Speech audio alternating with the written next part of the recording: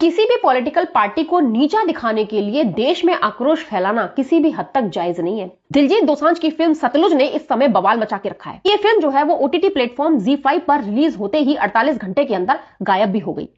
वैसे ये फिल्म पहले थिएटर में रिलीज होने वाली थी, लेकिन सेंसर बोर्ड ने इस फिल्म में 127 कट लगाने के लिए कहा और मेकर जो है वो कट लगाने के लिए तैयार नहीं थे। इसलिए उन्होंने ये फैसला किया कि फिल्म को थिएटर में रिलीज करने की बजाय ओटीटी प्लेटफॉर्म पर रिलीज कर दिया जाए और इसीलिए उन्होंने इसे ZEE5 पर रिलीज कर दिया। लेकिन कहीं ना कहीं दिलजीत दोसांझ को शायद इस बात का पहले से अंदेशा था, इसलिए उन्होंने अपने फैंस से पहले ही ये बात कही थी कि इस फिल्म को डाउनलोड कर लीजिए। अब फिल्म ZEE5 से तो डिलीट करवा दी गई है, लेकिन ये फिल्म जो है वो टेलीग्राम जैसे प्लेटफॉर्म पर धड़ल्ले से देखी जा रही है। और इतना ही नहीं, ये फिल्म ZEE5 ग्लोबल पर भी धड़ल्ले से चल रही है।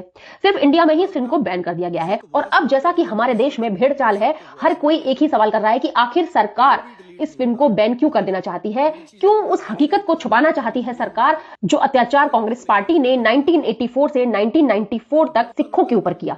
ये फिल्म जो है वो जसवंत सिंह खालरा की स्टोरी पर आधारित है। उन्होंने पंजाब में 1984 से 1994 तक मानवाधिकार कार्यकर्ता बनकर काम किया। उन्होंने 25,000 से ज्यादा ऐसी डेड बॉडीज की जांच की जिनका पंजाब पुलिस ने फेक एनकाउंटर करके उनकी डेड बॉडीज का गुपचुप तरीके से अंतिम संस्कार कर दिया था। उन्होंने सबूत इकट्ठे किए, कोर्ट में पेश किए और इसके लिए उन्होंने आवाज भी उठाई। अब जब जिक्र होता है जसवंत सिंह खालरा का, तो उसके पीछे की जो स्टोरी है उसको भी जानने की इच्छा जागरूक होती है और जिसकी शुरुआत होती है 1984 के ऑपरेशन ब्लू स्टार से। दरअसल जून 1984 में पंजाब पुलिस ने आर्मी के साथ मिलकर अमृतसर के गोल्डन टेम्पल में मिलिटेंट्स और जरनैल सिंह भिंडरनवाले को निकालने का एक ऑपरेशन चलाया था, जिसमें सैकड़ों सिविलियंस और मिलिटेंट्स जो है वो मारे गए थे। और इसी सबके चलते सिख समुदाय में गुस्सा भड़क गया और इसी के कारण इंदिरा गांधी की एक सिख ने हत्या कर दी। अब देखिए, जसवंत सिंह खालरा की बात हो गई, ऑपरेशन ब्लू स्टार की बात हो गई, तो अब दिमाग में आता यह है कि आखिरकार ये ब्लू स्टार ऑपरेशन चलाया क्यों गया था। दरअसल ये जो जरनैल सिंह भिंडरनवाला था, इन्होंने अपने समर्थकों के साथ मिलकर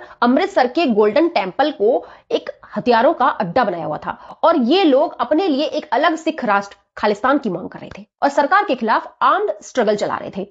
उसी गोल्डन टेम्पल में AK-47 मशीन गन्स और ग्रेनेड्स जैसे हथियार भी जमा करके रखे हुए थे। और ये जो जरनैल सिंह भिंडरनवाला थे, इन्होंने अपने आप को संत बताते हुए राजनीतिक और धार्मिक दोनों ही पावर जो है वो हासिल कर ली थी और गोल्डन टेम्पल को अपना अड्डा बना लिया था। और इस गोल्डन टेम्पल को फ्री कराने के लिए ही ऑपरेशन ब्लू स्टार जो है वो चलाया गया था। इस मंदिर से पूरे पंजाब में आतंक फैलाया जा रहा था। अब आते हैं कि सरकार ने इस फिल्म को बैन क्यों किया। दरअसल सरकार ने इस फिल्म को बैन नहीं किया है, बल्कि दरअसल सरकार ने ZEE5 को IT रूल्स 2021 और देश की सुरक्षा व्यवस्था का हवाला देकर सिर्फ गाइडलाइन फॉलो करने के लिए कहा था और ZEE5 ने गाइडलाइंस को फॉलो करते हुए उस फिल्म को रिमूव कर दिया है। अब आप ही बताइए कि एक ऐसी फिल्म जो बुझी हुई आग को फिर से चिंगारी देने का काम करे, खालिस्तानियों को भड़काने का काम करे, देश में दंगा फैलवाने का काम करे, क्या ऐसी फिल्म को देश में रिलीज होने देना चाहिए? क्योंकि उस समय में कांग्रेस पार्टी की सरकार थी और अब बीजेपी की सरकार है। अगर सरकार चाहती तो कांग्रेस पार्टी को नीचा दिखाने के लिए इस फिल्म को चलाने की परमिशन दे सकती थी। बावजूद इसके सरकार ने देश की शांति को सबसे ऊपर रखते हुए